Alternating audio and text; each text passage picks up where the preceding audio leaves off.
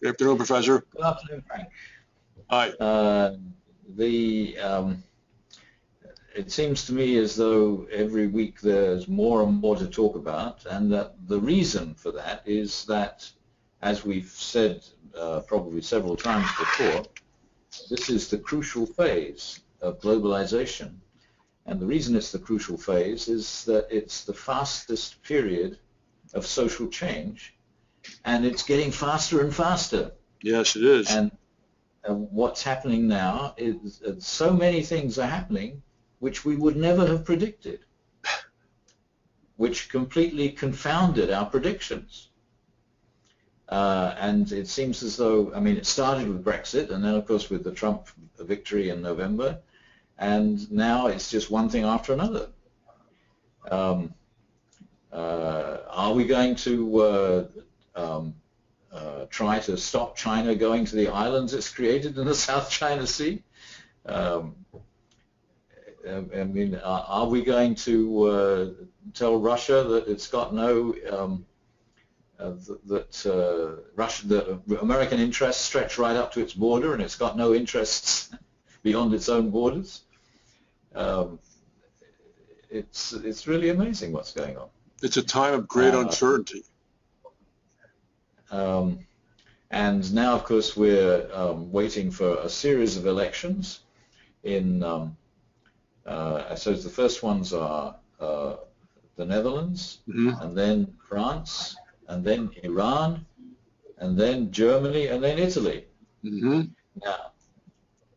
if each of those produce unexpected results, and there is discussion of that possibility already, the world is going to be so different in a year from now from what it has been.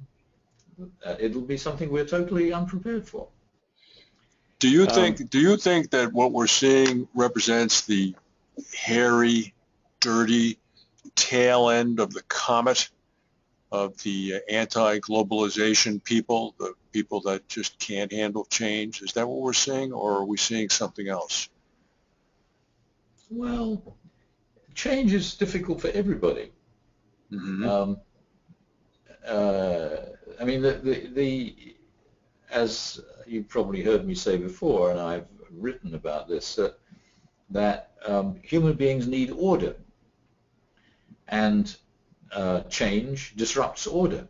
And if the order that we rely on in our everyday lives is disrupted, that creates a lot of trouble. So we fight change all the time in order to preserve order. We don't do it consciously all the time, but we're doing it all the time. And many of the most interesting things in history have happened when our order has been disrupted by factors that we have no control over. So, in fact, we're living through a period of Western hegemony, maybe the end of the period of Western hegemony in world history now, because the plague in the 14th century completely disrupted the social order of the medieval period. And all of a sudden people were able to go out and grab land that had been made vacant by the fact that the rich people had been killed by the plague, as many rich people as poor people. And that gave people the idea of new opportunities, and they rebelled against the church, and we had the Reformation, and then beginnings of science, and then the beginnings of the nation state, and so on. The age of discovery, the beginning of the modern period. So if you look at it that way, then it would just be involved in splitting hairs as to whether or not the electoral results in the UK and the US are the result of change that we couldn't forecast or control, or whether, in fact, the elections are still part of the ongoing change, which I would assume you subscribe to the latter. It's the elections are part of the order that we rely on, but the way the elections are working out is producing things that are disruptive, because people are going to the elections and doing things differently from what they used to do.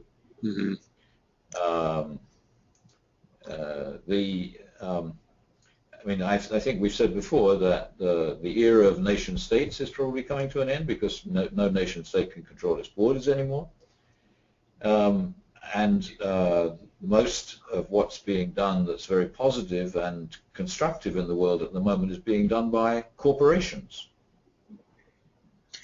And corporations only do what is in their interests in their immediate environment. And so it leaves a lot out. But it seems as though corporations are becoming much more powerful than states now. Well, it certainly seems as if the elections, which are part of the process of order, are throwing a monkey wrench of change into things, unforecasted change, which is going to cause great disruption. It's certainly, I don't think there's any rational person.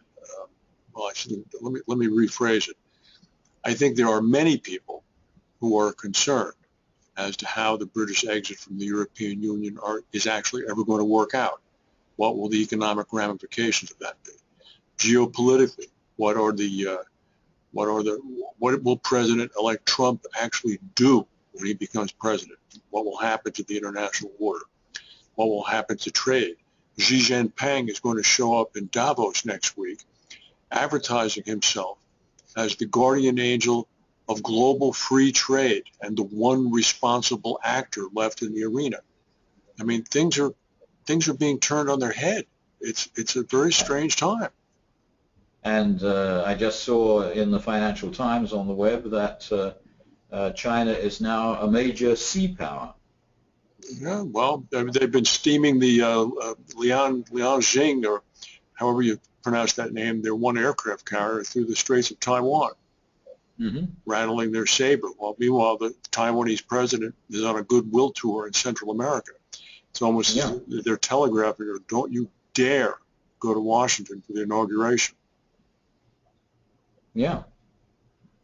And of course, corporate interests are now taking over the U.S. government. Yes, they are. But I must say, I've noticed something. I was reading the press coverage of a number of the nominees.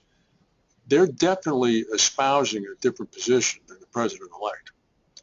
I wouldn't quite say it's simpatico with the left's position or the liberals' position, but it's much more reasonable. I mean, Tillerson was very clear that Russia remains the primary adversary. The defense nominee was very clear that NATO must be defended at all costs, and Putin is trying to disrupt NATO. And right on down the line, most of the people that were being questioned by the Senate were saying things that I think brought a sigh of relief to a lot of people, myself included. Yes. There's a lot of contradiction in the things that are being said by Trump and his various nominees. Well, that's the problem. And then we had that chaotic press conference yesterday, and it was like, what's going on? It's so the point is, I mean, the point that I think is the most important point for us to make today is the fact that things are becoming less and less predictable, more and more unpredictable. Yes. And that's what we've got to get used to if we're going to be ready for the continuing process of globalization. Because we really. But how do you see that? How do you see that playing out? What will the next steps be? I mean, we have to see the present in terms of the trajectory that brought us to where we are now, and imagine the scenarios that could follow on from this trajectory, which is not the way we do things mostly, because we have such faith in our order that we want the order to continue, and the order is obviously not continuing. I mean, obviously, whatever happens with Brexit in Europe, Europe's not going to be the same after Brexit as what it was before. I mean, but because Brexit puts a hole in Europe between France and Ireland. Yep. Yeah. And whatever happens in the United States with Trump means that our foreign policy is going to be, well, maybe it won't be so different from what the American hegemony was after World War II. Maybe that's what he's talking about returning to. Who can tell? Well, I think that it's not possible anymore I agree with you. One state to have the sort of hegemony that the British had in the 19th century and the Americans had in the 20th century, even for the Chinese. Mm-hmm.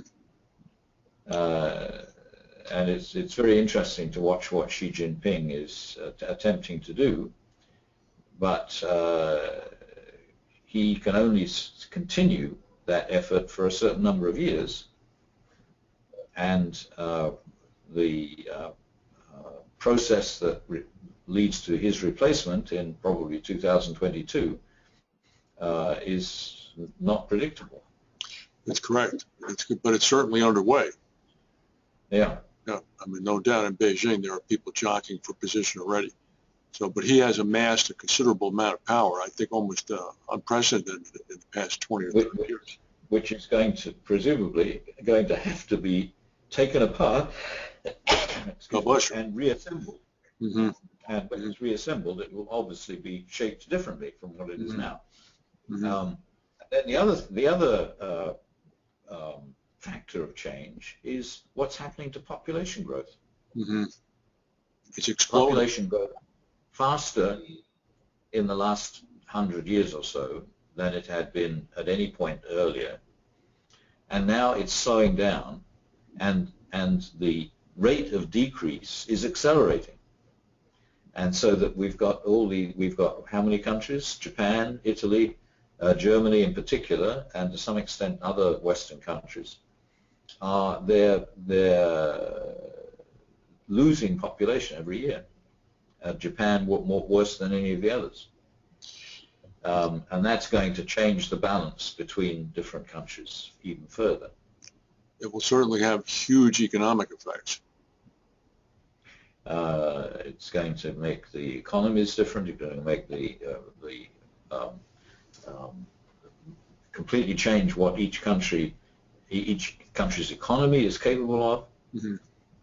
And very likely produce political problems as well. I concur. Well, the next time we speak, President Trump will be the president. 2012. No, aren't we speaking on the 19th? No, you won't be here on the 19th. That's correct. We'll be here. It'll be his 6th day of his term.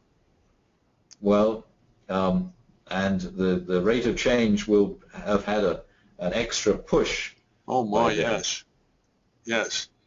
In fact, if you were looking at it on a seismograph, I think you'd see the needle move.